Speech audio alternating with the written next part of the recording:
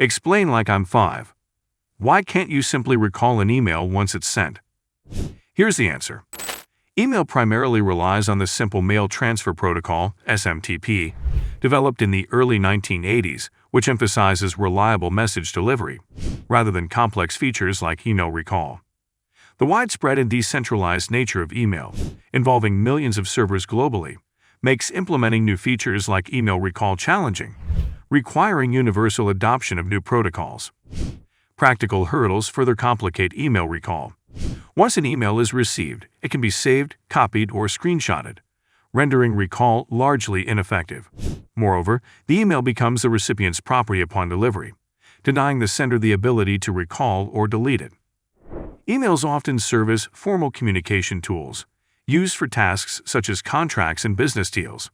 A recall feature could undermine the reliability and record-keeping value of such exchanges, raising philosophical and ethical concerns.